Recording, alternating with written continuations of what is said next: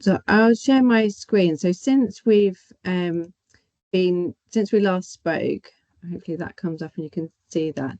As you know, we started the pilot project. The original challenge was about the universities setting ambitious net zero targets and unabated scope 3 emissions, like the unavoidable like student travel and international research.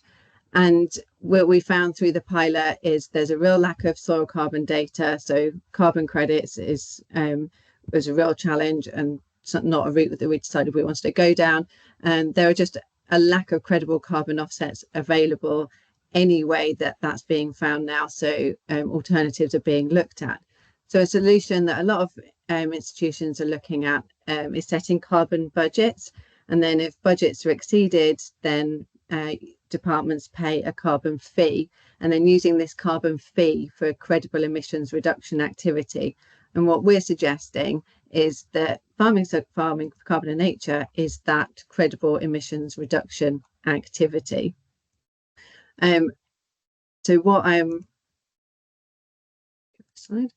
So the programme features, a lot of this is obviously familiar, but it's the financial mechanism of how it's paid for.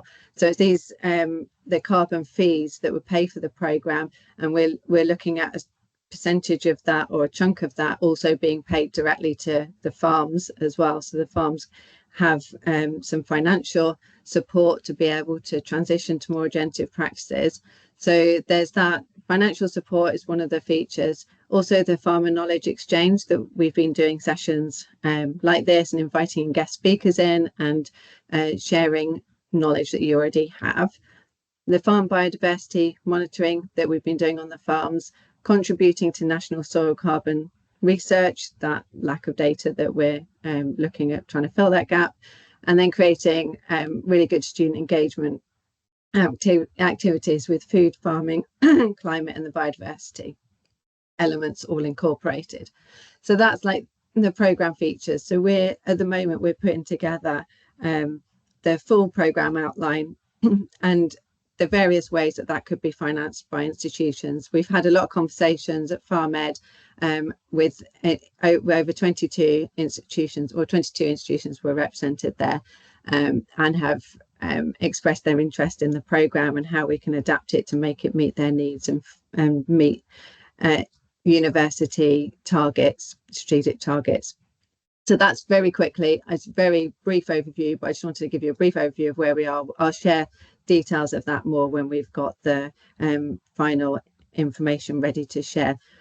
But I just wanted to hand over now to Helen for the core bit of this meeting to talk about your soil results, the over 2,000 soil samples that have gone through Loughborough University. Just sharing my screen now. Fantastic. Thank you, Helen. So I think, can you all see that okay? Yeah, see thumbs up. And you can't see the notes bit because I'm only on one screen. It doesn't come up with, are you just seeing the slide and no comments? Yes. Yeah, cool. All good. Yeah. Brilliant. Just so you don't necessarily have to read what I'm going to say. So this is, apologies for missing the last meeting as well, and thank you for kind of accommodating today, so I can actually be able to show you some more data, which was actually fortuitous because we had extra students come and help us out in the labs over the summer. So this picture just kind of shows a lot of the students that we had working with us. So we've had students coming in, thanks to SOS-UK for organising, facilitating this. So we've had students from all over the different universities, all over the UK coming to Loughborough, helping us process all of the samples that we've been working on from your farms.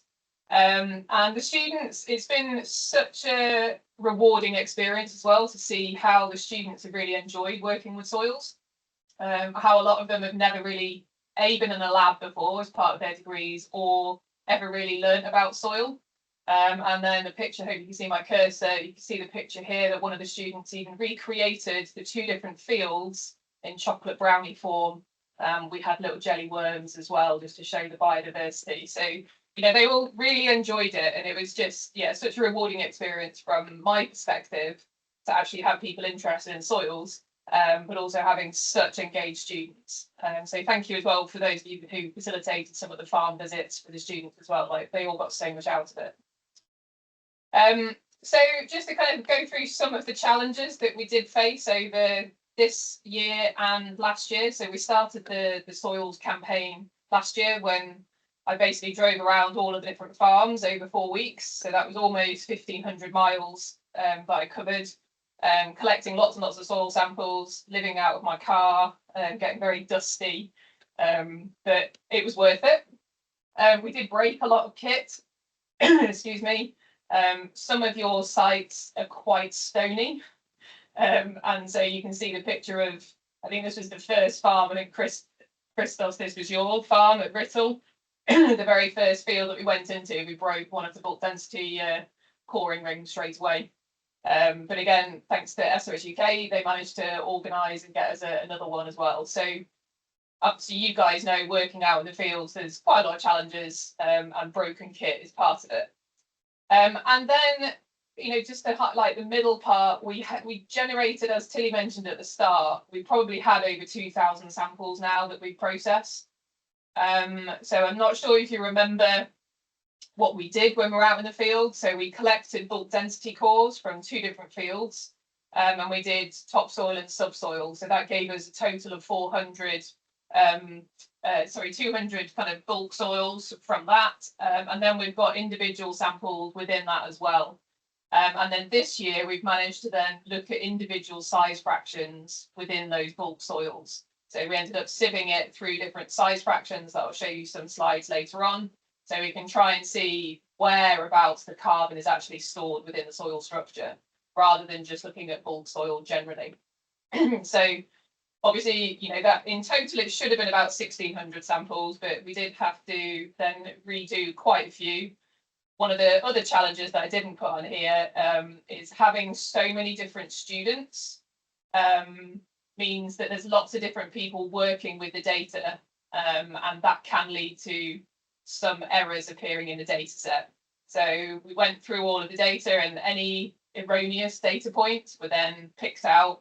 Any samples that were left, we then had to reanalyze. So, excuse me, so in total, it did give us about 2,000 samples. And obviously time, as everyone knows, we're always time poor and pretty much money poor as well. But we have now got a lot of data. So I do apologise, it is kind of death by graphs. So please interject if you have any questions about specific graphs. If you want to kind of talk about different points, then please do, because there are quite a lot of graphs. So as you've asked me to put in, this is the farm key. So I've mentioned that all of the farms are currently anonymised on all of the graphs that are going to be coming up. So if you want to make a note of which farm is yours, then please do so. As I mentioned, like, it's not something necessarily to compare your farm or your fields with the other farms, because there's climate data that comes into play here. You know, this is a spread from all the way down to the southeast of England, all the way up to Northumberland. So we've got massive kind of climatological variability, as well as changes and variation in the farming practices. So hopefully that's given you enough time to make a note of which farm is yours.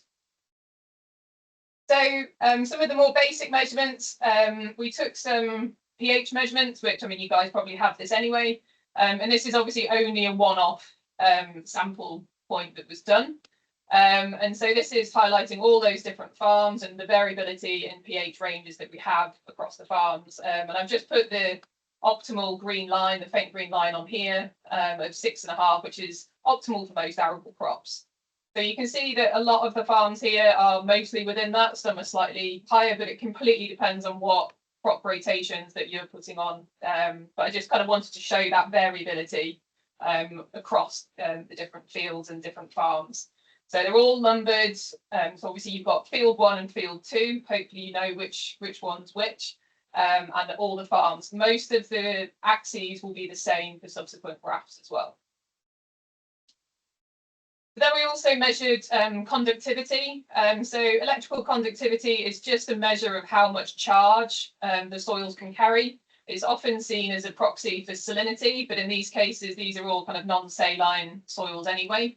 So this is more to give an indication of any ions that potentially are present. It doesn't tell us what it is, it just says anything like cations, like magnesium, calcium, potassium, sodium, ammonium, and anions, nitrates, sulfates, for example, that are dissolved in the soil solution and carry a charge. This is what the conductivity is actually telling us.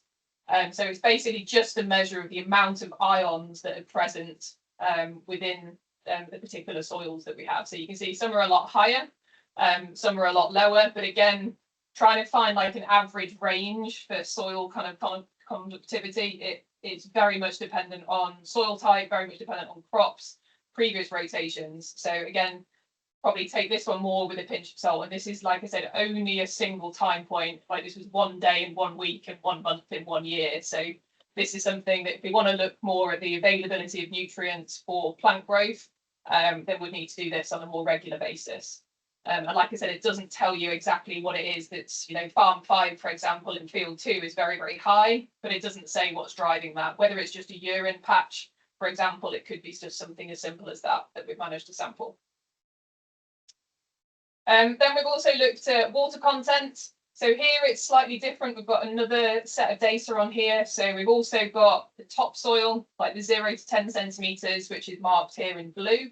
And then you've got the 30 to 50 centimetres depth as well. So this is just the ability or how much water is actually being held within the soils.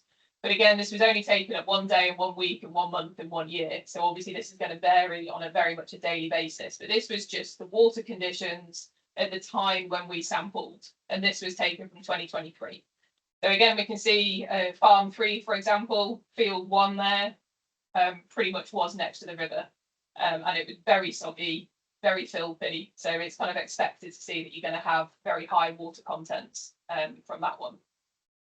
Some of the other sites are obviously very, very dry as well. So then we get on to some of the more kind of probably slightly more useful kind of variables. So bulk density. So again, we've taken bulk density at the top. So here it's still marked in blue for the topsoil at 0 to 10 centimetres. And then in the grey, it's 30 to 50 centimetres. And again, bulk density is something that is very much dependent on soil type. So lots of factors will be coming into play here. But the optimal range that we put on here in the green is between like 1.3 and 1.6 is kind of the optimal range. Anything below 1.3 is very, very good. Anything above 1.6 is not seen very good, or anything within that kind of 1.5 to 1.6 level is suggesting that the soils might be compacted. So whether that's due to high rock content or due to compaction from past land management practices. So you can see that a lot of the soils seem to be below the 1.3, which is good. But we also have quite a few that are within that kind of boundary and some that are actually above. So again, you can see, hopefully, if they're your soils, then you might know more about it. So some of them are linked to, I would say, more the rock type, and some of them have a very hard rock pan, which broke the kit. And some of it is due to kind of compaction, whether it's through livestock or through kind of machinery. So then from the bulk density measurements, we can also get a measurement of porosity. So this is the amount of pore spaces that are available within the soils. So again, the optimal range is suggested at being about 50%. So that means that there's plenty of space within the soils for nutrients to kind of pass through, for biological activity, and for oxygen to get through the soils. So again, I mean, having an optimal value of 50, it's not like 50 is the target, but that is the optimal. Obviously, if you've got more pore spaces, then that's really good, but it very much depends on what you're trying to grow as well within those particular soils. So again, you can see here that some of them, the topsoils, we've got very high porosity, probably less so with the subsoil, not that surprising, but this will be a reflection on the bulk density as well. So you can see, for example, farm 5 with field 1 that had the very high bulk density. And obviously, so therefore it translates that it has a very low porosity. So it's very hard for roots potentially to get through, very hard for nutrients to pass through and for biology to get through. So because this is a reflection or the calculation is done based on the bulk density, then there is that relationship there. Then we get into some of the carbon values. So this is our loss on ignition carbon. So very much aware that loss on ignition is not necessarily the best method for calculating carbon. But given the number of samples that we had, then, and this is what we actually have available, we have multiple furnaces at Loughborough.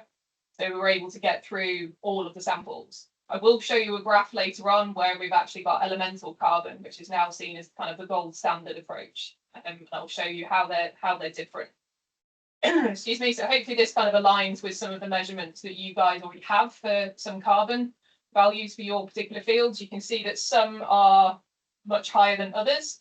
And again, there are differences between the subsoil as well, and some are much better in terms of that subsoil amount of carbon that's being stored.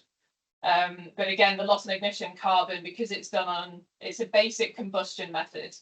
So we basically get some soils, we get rid of the moisture content first, and then we blast it at about 550 degrees for 4 hours. And that gives you that mass loss is then equated to the amount of carbon. Then we apply a correction factor. So from the loss and ignition, there should be about 58% of organic matter is technically carbon. So we just multiply our percentage change by 0.58 to get loss on ignition carbon. So hopefully that gives you a bit of an indication, but I'll show you the elemental stuff later on as well. So this was the next part that we did. So this is what we've been doing over summer. So this is where we managed to take all of the bulk soils and then we pass them through a series of different sieves. So you can see the size fractions that you have on the bottom. So you've got up to 4 millimeters, 2 millimeters, 250 microns, 63 microns, and then a very, very fine fraction. And so the reason for doing this was to try and ascertain whether, well, the notion is if you've got larger aggregates or the macro aggregates, so pretty much above the 250 into this range, that's seen as more stable. And anything below is more easily kind of eroded and potentially will easily either run off, take all the nutrients with it, or the sediment itself will run off and end up in watercourses. So we thought this was a slightly different approach to take from other kind of carbon measurements rather than just looking at bulk soil, because we just wanted to know how the different practices across the UK, these farms, changed in terms of that actual carbon storage potential. So you can see you've got the dark bars are the large aggregates, so the formal aggregates. Then we go into the smaller kind of grey ones at the 2 mil. Then you've got this kind of hashed one here, which is 250. Then we've got the slotted lines, like the diagonal lines, being 63 microns. And then we've got the dots at less than 63. So you can see not all of the farms actually have those really fine fractions. So for example, if I just have a look at, again, we'll take field 1 from farm 5 that had the high bulk density. This has got a range of all of those different size fractions, but you can see it's actually quite low in those macro aggregates. So the ability for carbon to kind of store and be more stable is probably linked then to the high bulk density values. It's got a range of these finer fractions, which then means that that carbon will potentially be lost or is more easily lost from this particular system. So this is not linked to carbon yet. So this is just showing the different size fractions within each of the fields and within each of the farms.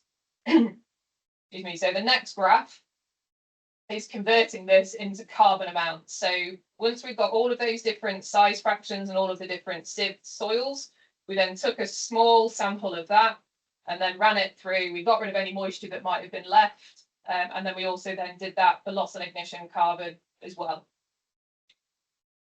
So this is the proportional amount of soil organic carbon for those individual size fractions. So you've still got the same size fractions and the same key. We've still got different fields. So you've got field 1 and field 2. And then we've also done like an overall average here. So you can see how they might compare, because we're seeing differences across the different fields, which is good. But obviously, if you've got the same kind of farming practices, you might be doing different rotations on the different fields, and we might have captured one field at a different time. Then we've just merged them overall. Whether you think that's a good thing to do or not, or you prefer to keep them separate, then please let us know. So again, here we can see this is the proportional carbon value. So again, you can see we've got a wide range of carbon that's being stored in the different sizes. So, you know, we've got farm 3 here, for example, which has of the 2 larger aggregate size fractions, so the 4 mil and 2 mil fractions. We're up at kind of 70% of those fractions. That's where the most amount of carbon is being stored. Same with farm 1, got 70% in one of the fields, and the second one we're up to kind of pretty much 85% is being stored in these more stable size fractions. And then, for example, farm 6, we're seeing that actually we've got less is being stored in those larger macro aggregates, and we've got more in these kind of smaller fractions. So the theory is that these are potentially more unstable. So if you get flooding events, then a lot of this carbon potentially could be lost from the system, or is not necessarily in a stable form that's going to kind of hang around for a lot longer in terms of the carbon storage potential.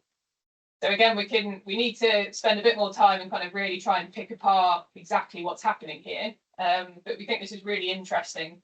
And I'm not aware of any other kind of papers that have really looked at this into this much detail. And I'll tell you about some future work that we're also doing, because the British Geological Survey are very interested in this as well. So then we just kind of, it's a different way of kind of presenting some of the graphs. So this is just looking at all farms together. So rather than having it as those proportional kind of stacked bar charts, this is just looking at some of the data in what we call box and whisker plots. So this is looking at some of the range of data. The thin lines represent the full kind of range of the data set that we have. So you can see that some sites, so farm 3, whilst it has just on face value, has the highest amount of carbon, but it also has one of the biggest ranges of carbon across the sites. And this is the median level, the line in the middle. We do have some outliers, so you can see the little circles here represent outliers. So that's a job for me to kind of go through and see if they're real outliers, or if there's some other reason why, you know, they're being classed as outliers. You can see farm 10. I mean, I can say this because this is Loughborough Farm. Definitely not one of the better ones. But you can see actually it has very, very small kind of range. So he has very standard practices. He's very old school in terms of his farming kind of regimes, not interested in regen at all. But his fields are pretty much the same. So this is all of both the 2 different fields kind of merged together. So what he's doing, yes, he's not got as much carbon, but he doesn't have that big variation across his fields because he's just doing kind of the same crops. So then we've kind of split this. So that was all the data together, but then we thought it would be interesting to kind of just have a look at this comparison for the topsoils. So we have done this in different ways. So this one is looking at the comparison of bulk soil total organic carbon, but we've converted this into tons of carbon per hectare, which I thought would be more relevant to you guys rather than percentages. For some reason, as soil scientists, we tend to write in percentages, but tons of carbon per hectare is potentially more useful. And so here it is for the topsoils. So again, once we kind of take into account, and the difference with this when we calculate the tons of carbon per hectare from percentages, it takes into account those bulk density values. So we can see here that we've got, again, a full range across the sites. We've got some sites that have a lot more variability, like farm 6, for example, has a huge range, which just shows that heterogeneity of carbon values and soils within 2 different fields. So yeah, let me know if this kind of aligns with what you found already in terms of some of your carbon stocks, because that would be really useful. Then we've done it for the subsoil. And I think this is where some of the interesting stories lie as well, in terms of how much carbon is being stored lower down within the soil structures itself. So you can see, you know, farm 3 has very good, you know, is the highest in terms of the carbon content when we just look at it at face value. When we take into account the bulk density, it kind of drops down, and farm 1 appears to kind of have the highest soil organic carbon values in terms of carbon per hectare, especially at the subsoil. So, you know, what farm 1 is doing is actually making sure that that carbon is not just in that topsoil, whether it's through the cropping rotations that's been done, that carbon is actually being moved further down into that soil profile. which is, it's really positive. There's a lot of really positives kind of coming from a lot of farms. Excuse me. Obviously, some of the other farms, Farm 4, for example, very, very low levels of carbon kind of being stored in that subsoil. So whether that's due to the high bulk density, whether that's due to the types of farming practices, the livestock rotations that are being used, this is what we need to then pick apart as to why this is and what potential solutions there are to change this. So literally this has just come to me this morning. So this is very much kind of hot off the press. But rather than just plotting it as graphs, we thought it would be quite interesting to actually try and spatially map some of these variables. So this is from, excuse me, just the loss on ignition carbon initially. So you can see it's just from the topsoil. And this is actually Newcastle, just because that was the first one in the list. And so we've just mapped out using those values that we've obtained. And again, when we sampled, we only took 10 samples and we tried to do a W shape and tried to best represent 1 hectare, basically because we didn't have time to do any more. And so 10 was the minimum that we could do. Excuse me. We've had a few issues with GIS getting this to play ball because it's trying to, the way this is working, so we have an individual measurement for each point. And this particular analysis is called kriging, and then it's trying to then interpolate the values in between each point. And Newcastle's quite good because the 2 fields were next to each other. Some of the other farms, the fields are not next to each other, so it's no point trying to interpolate between them. We've managed to do it, but I'd just be interested to get your opinions on whether this is something that is useful, whether it's not useful. We will be doing it for other different variables as well. So if this is something that you do think is better than potentially looking at graphs, then please let us know. Because I think it's one thing, especially in field 2 at Newcastle here, you can see that there are differences in terms of those kind of carbon hotspots. So when I was showing you those box and whisker plots with the ranges and having a large range, you can quite clearly see that just walking across these fields, how we've got differences in the amount of carbon that is potentially being stored. And so are there particular hotspots that then we can kind of target in and focus if there's interventions that we might be able to do? So yeah, it'd be really interesting to get your kind of input on this as to whether this is something that is useful or not. So then we've got some more data. So we're lucky enough to win £25,000 worth of funding from NEAF. So this is the National Environment Isotope Facility at the British Geological Survey. And ideally, all I wanted basically from this was just the elemental carbon and nitrogen values. But because that's quite a routine measurement for them, I also had to get stable isotope data. So I'll show you some of the data for that. So we were able to get some of the elemental carbon and nitrogen values. So slightly different presentation, so apologies for that, but you've got blue marks are the topsoil, so the 0 to 10 centimetres, and the orange lines here are the subsoils at 30 to 50 centimetres. So again, we've got F1, so farm 1, field 1, F1, farm 1, field 2, and then so on as we go through. So this is the percentage carbon from the elemental analysis. So this is the gold standard approach for carbon. And so basically our loss on ignition values are pretty much overestimating the stocks by about half. So we know, we're very much aware that loss on ignition is not the best method, but when we've got a high throughput of samples, and given the cost that this costs £25,000 to only do half of our samples, then you can see, it's we have to have a trade-off somewhere. But we've got the data, so that's really good. And like I said, the British Geological Survey are really interested in this data set as well. And they kindly had some of our students in the labs as well over the summer to help them process this data. So the students really enjoyed that as well. Okay, so this one is now showing nitrogen. So I know when we were deciding what parameters and what variables we should measure, I know nitrogen is a big one that is very, very important, but we didn't have the capacity to be able to do that at Loughborough in any kind of meaningful way. So here we've managed to get the data. So again, we can see we've got quite big variation in the topsoils and subsoils in terms of the percentage nitrogen. So again, it'd be interesting to see if this kind of matches up with data that you found already, if you have any on the nitrogen. So excuse me. So what we've done here is then look at the carbon and nitrogen values. And so I've just put the purple line on here. Again, sorry, I should say, so you've got the same colour codes here. So you've got the blue for the topsoil at 0 to 10 and the orange at 30 to 50, the subsoils. And the same axis on the bottom in terms of the farms and the fields. And so the purple line on here, again, this is a range like anything that I've read in the literature that says kind of below 10 to 1 carbon to nitrogen ratio, it's deemed as less stable carbon. And so if you've got a lower carbon to nitrogen ratio, it can reflect the increased decomposition rates and increased nitrogen mineralization, so potentially making that carbon less stable.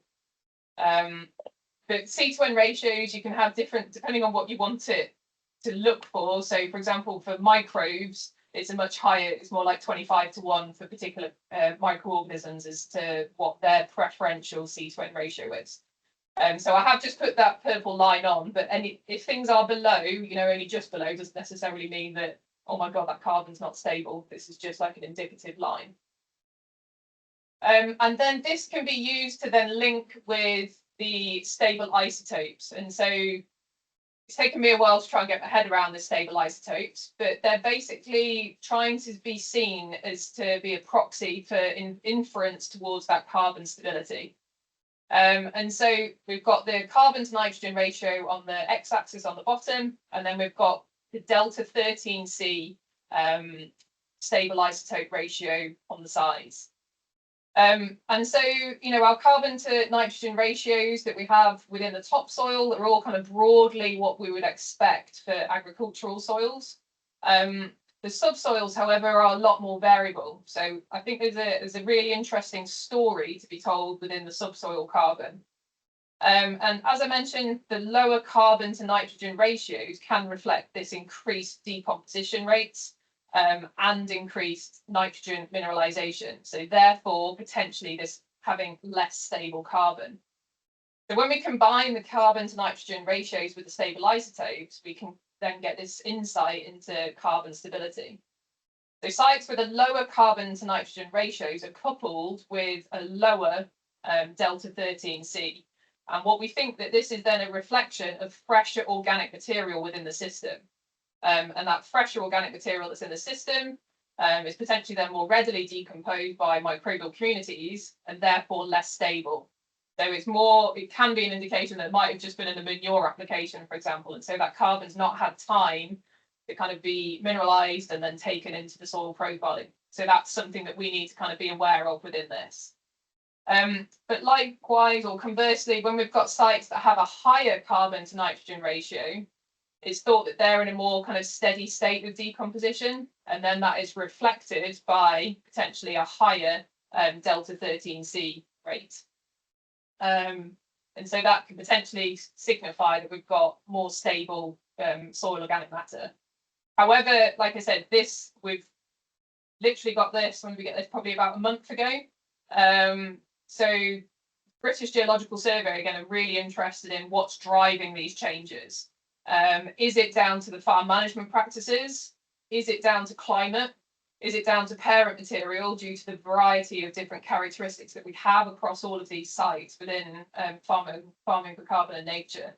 So there's a lot more kind of data that we really need to kind of pick apart, and I need to do more analysis to try and have a look at what's driving some of these changes within the delta 13C levels. And I should point out that this is just purely done on the bulk soils. So it's not done on any of the size fractions. Which then leads me on to, we've got some final kind of reflections and some updates. So it's been, like I said, it's been an amazing experience working with students with, you know, common interest in sustainable agriculture and importantly soils. You know, we've had students that have not come from an environmental science or geography background. Some of them have come from history that were just interested in kind of seeing more about soils. We've had people come from business that are just interested again in, I didn't know anything about soils and wanted to know more about it. I do think it's quite concerning to see how little engagement some universities have with their farms. Some are a lot better than others. Loughborough is really poor. There's a really, really bad relationship with the farmer. And I can completely understand his perspective on that. A lot of universities seem to see farms, if it's tenant-owned farms, it's more of an asset. So, for example, Loughborough, one of the reasons why the farmer is really frustrated is because all of the farmland has been earmarked for development in the next kind of 25 years. So it will no longer be a farm. Others are much better because the farming is actually integrated within the education process. And they seem to be, and lo and behold, they're the farms that actually are doing much better in terms of the data that's coming out and how well the soils are behaving.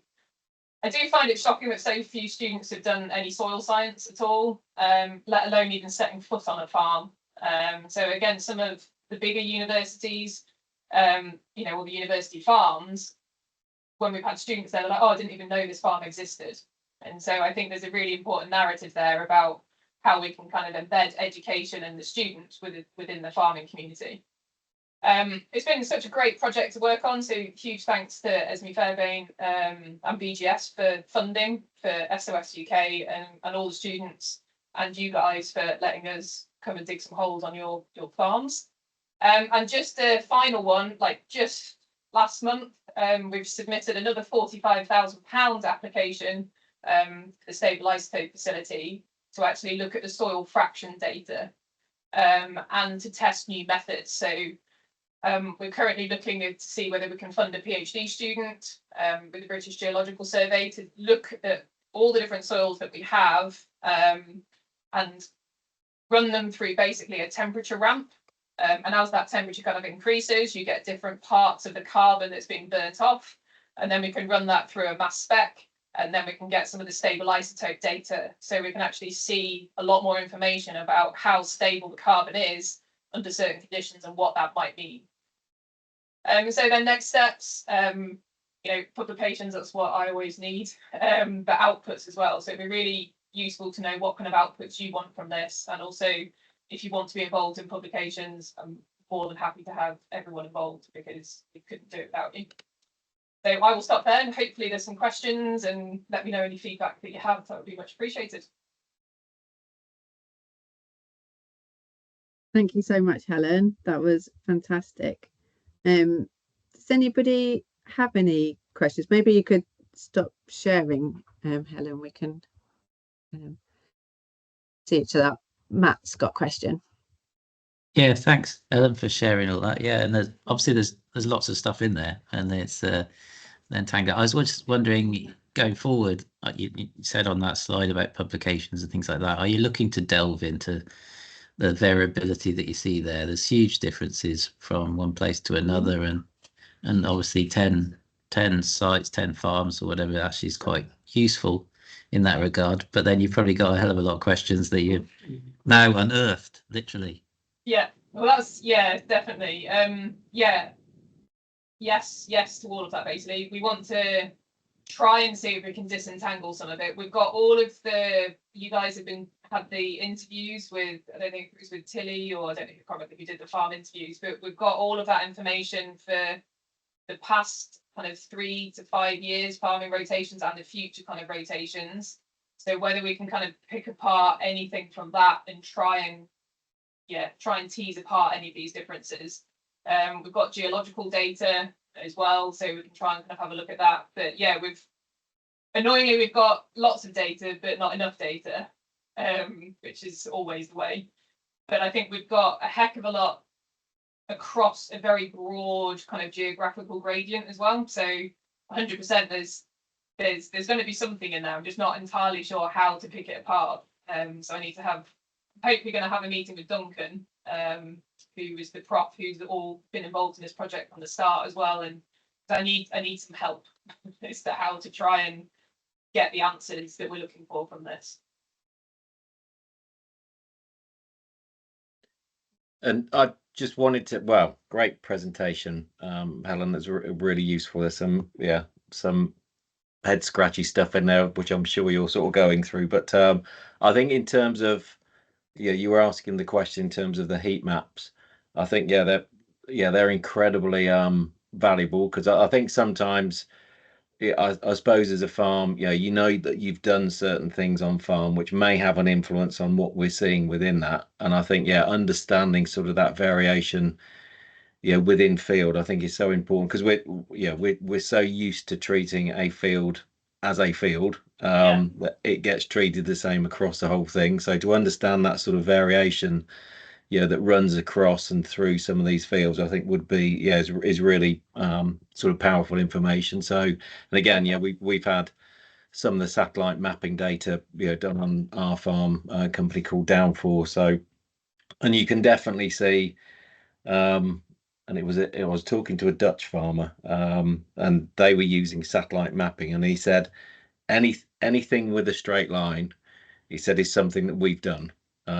So he said anything with a curve, or an irregular feature, he said, is generally Mother Nature. He said Mother Nature never does straight lines.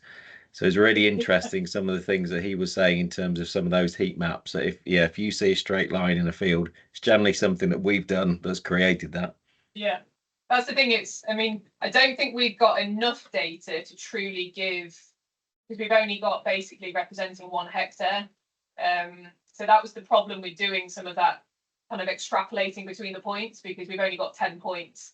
But if you think it's, I'm glad to think that it is useful. And so we're going to do that for as many of the different variables that we can.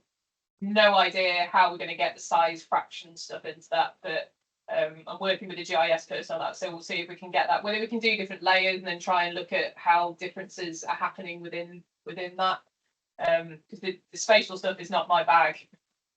But yeah, if it's useful, I'm glad you think it's useful, so we'll crack on and get those done as well. Thanks for that.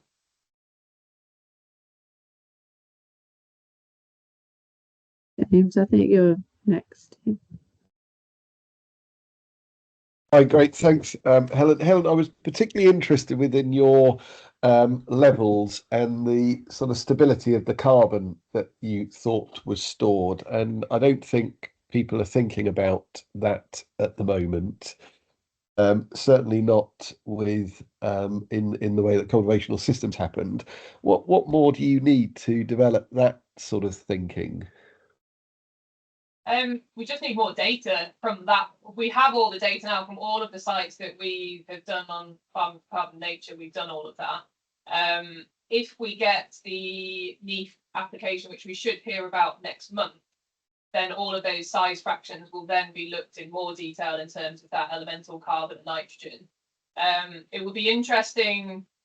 It's really hard though to get the fraction data, because it takes so much blooming time. But I think if we could get more data for looking under different crop rotations over different years to see how that does actually change, because I do think there's a really interesting story there. I mean, Newcastle, for example, you have quite a lot of your carbon seems to be stored in those larger aggregates. So then we could look at things like the aggregate stability testing, which I don't know if you do as part of VESS, whether just some basic kind of aggregate stability, but it seems to be quite a new field in terms of what this can actually tell us and how it can actually be used to then make more informed decisions, I suppose, on farming. So I think it's just more data that's needed, because I think from what we've shown, the information is there that shows that different farming practices are having an impact on the aggregate sizes. But we probably then need to actually then really test, well, are they truly then more stable? Because some of them might still be small rocks. So that's another kind of caveat with it, when we're passing it through these sieves. So it's, there's a whole range of different things that we can do with these size aggregates. And there's lots of stuff.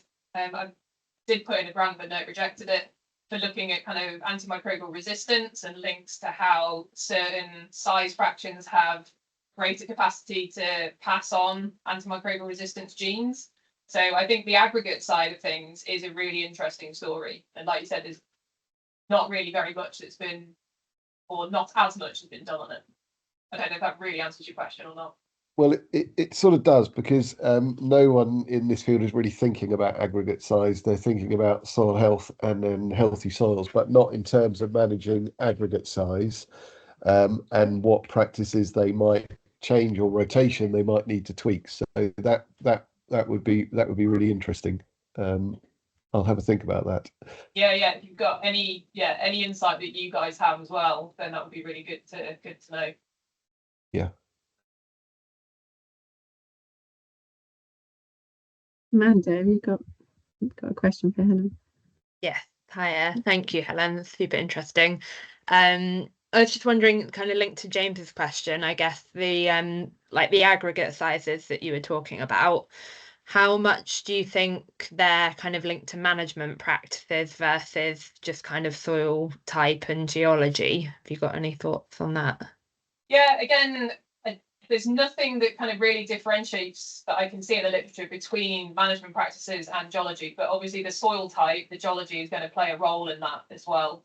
But so is the farming practices. And so whether we can try and pick apart some of that from the data that we have, I don't think we're going to have enough data, which is annoying. But it's definitely something that we want to explore. And this is where some of the stable isotope work, not necessarily just the carbon and nitrogen value that we've done so far, but whether we can then see which ones are biologically linked and which ones are mineralogenically linked. So there's other kind of stable isotope things that we can look at in the future to really try and segregate whether this is a biological process or a reflection of the mineralogical processes that are going on. But yeah, like I said, the BGS are really interested in this because they have a lot of really cool kit that can try and tease apart that, but we might need more soil. Which is not a problem, but I do think the aggregate stuff is where the interest, especially within farming for carbon and H. I mean, you guys are probably sick to death of, oh, we've got another carbon program that we're going to be measuring how much carbon you have in your soils. But actually looking at where that's stored, I think is a really interesting way of looking at it. Just to see if we can say, well, actually, these are more stable. Like I mentioned with some of them, though, we need to then pick apart whether it's had a fresh manure application, because then that's not a reflection of that age of the carbon that's in there. So there's lots of things we could do looking at carbon dating as well within that. But then that comes with a hefty price tag. But the fact that BGS are interested means that we can access their facilities as well. And hopefully if we get the 45k grant coming up, then that's going to open up more opportunities here as well. And with this PhD, hopefully that we're going to try and get the company to fund. So yeah, I think it's a really interesting question. I don't know if we're going to get the answers from what we have, because I think we're probably going to need more. Yeah. But then that's fun. Yeah. Thank you. Thanks, Helen. That was tremendous. A lot of work gone into that and really interesting. My question is around our two fields, for instance. One's a permanent pasture and one's a cultivated arable field, been in rotation for a long time. Yeah. And the results are very, very similar, especially on aggregate size. So would that link management practices wouldn't have a bearing on aggregate size? And the change in the soil as you're moving it about and bashing it about? I think it would be trying to kind of think, because again, your site, especially your permanent pasture site, was somewhat problematic. I think that broke another one of our cutting tubes.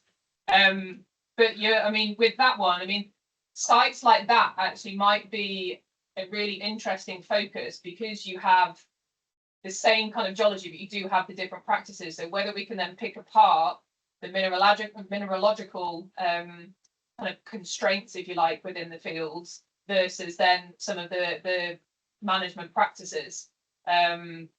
Like I'd have to have a look at your field's data in more detail. Isolation, yeah. To have a look at that, but it might be that there are sites like yours that we can actually then use as that kind of exemplar to actually try and then pick apart that, because it's not saying that it could be that the geological variables are actually having a stronger influence than management practice in some areas, whereas actually in other areas the management practices are having a greater impact than the geology. But because you've got that, that rocky pan layer pretty much at 30 centimeters.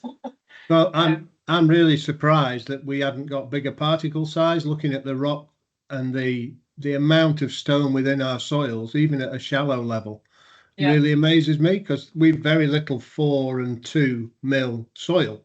Yeah. It's less than 2 or a house brick. Well, that's what it looks like. Yeah, and again, you know, trying to kind of just checking through some of that data, because again, some of, I think, especially for some of one of your fields, I don't think we might not have had 10 full samples. So again, we've got to look at that, this kind of statistics as well, that we've only managed to get, say, maybe 8 samples from your field because we just couldn't get one. I have a small mini digger you can borrow. Yeah, okay, cool. But this is what we might actually need to try and look at that. But yeah. So anything that was above 4 millimeters, we removed. But like I said as well, some of the smaller stone fractions, because we basically stack all these sieves together and then just vibrate it. And so some of the stones there, if they're quite friable and breakable, they will actually be falling through the size fraction. So it's not technically soil. Right. So again, trying to kind of differentiate that mineralogical versus the biological control. I think that's the really interesting one. And it might be that Lincoln is the site that we kind of use for that, because you've got that permanent pasture and you've got the different kind of management practices as well. We can't dig a soil pit deeper than 18 inches anywhere. But I think, and that's something, you know, one thing we didn't kind of look at, and maybe we can try and get some, if there's any GIS satellite data on this, of looking at the soil depth. Because, and again, there's a lot of research. I know Cranfield University is doing a lot of work on the subsoil. Because again, you know, have we done enough already on the topsoil, and now should we be worrying about what's underneath? But obviously, if you can't get underneath, then for you guys, it's more important to maintain what you have on the topsoil. And I think even though you have that really hard rock pan layer, the fact that your soils, you know, they're definitely not the worst soils at all. Like, you're actually doing really good practice with, you know, the limitations in terms of that you have with your site. So, you know, I think that's really reassuring, I would think. And that's why I didn't want people to necessarily compare your farm and your fields with other people's, because there's so many variables that are completely different. And I think that's part of, not a problem that I have, but when I'm trying to think about how to write this up in terms of a publication, because I don't want it to be that oh, well, this is the you know, the gold standard farming approach, because that doesn't work, because we've got so many different factors that are influencing it. And actually what you guys are doing is amazing for the soil type and the geology that you're on, and the fact that you only have 18 inches of soil. So how to try and get that into a publication, that's, you know, I know that's a job for me, but I don't want it to be that it is just comparing one farm with another, because there's so many things that need to be considered.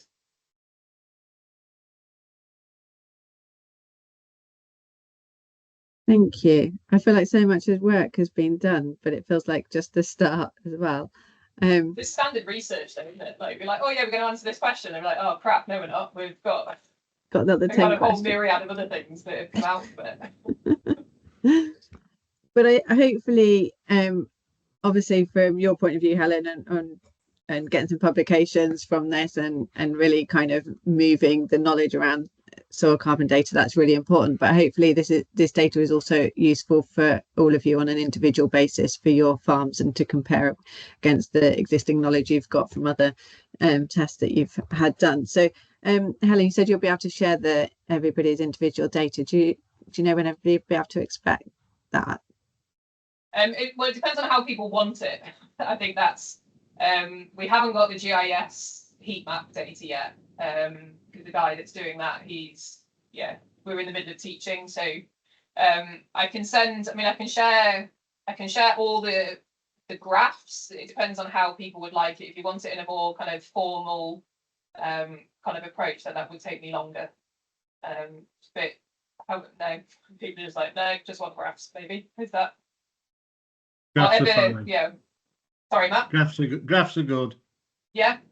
So if people are happy for the graphs, then I pretty much have, I think, how many have we got? I think it's 115 slides with graphs on, so I can separate those out into each farm and send those off just as like a PowerPoint, if that's that's good for everyone. And then once they get the heat maps done, if again, I know Carl, you said you're interested in the heat maps. Is everyone else interested in the heat map data as well? That's something that people would, yeah, then I can send those. I'll ask Guy afterwards when he's able to do it, but you might be able to get it done by the end of the year, but I can't promise anything on that one. But yeah, I should be able to get the PowerPoint sent definitely by the end of this week. Amazing. Thank you, Helen. And I don't mind either. I think on the calendar invite, everyone's email address on there, but if it's easier for you to send it to me as one lot and I forward it on, I can do that, whatever makes life easier for you. Just out of interest as well, would people want to see their farm in relation to other farms as well, as in sharing the slides that I've just presented today, or would you just prefer your own individual ones? I can share whatever. I think for me, the variation is really useful to show other people within the university and who don't really necessarily understand what we do. Yeah, okay. So I can send the slides that I just presented today. I can do that kind of right now, but it'll just take me a while just to separate out all the other individual files into individual farms. But also I should have mentioned that a lot of this, the graphs have been produced by myself and Saskia, who is one of our master's students that we got on an extra kind of internship, who's just been absolutely incredible. So again, we've had some amazing students, which, you know, we wouldn't have got all this data without the students and without you guys as well. So again, just a huge thank you for all of that as well. And if there's anything that, you know, if you want more data, we've got so much stuff. Like someone just said, Jesus Christ, you know, the database that we now have is massive. Plus we have all of the information that you guys have already sent through as well, in terms of, you know, the farmer interviews. You know, and I really think, you know, we should be supporting British farming, and I think this project is a really good way of potentially showcasing that. So again, if there's more things that we can do, or I could do as an academic, then please kind of reach out as well. Great, thank you. I'm conscious of time, but if anybody does have any more follow-up questions or anything, please, you can go via me or contact Helen directly. We'll get that information out to you, and I'll also send you information about the new programme.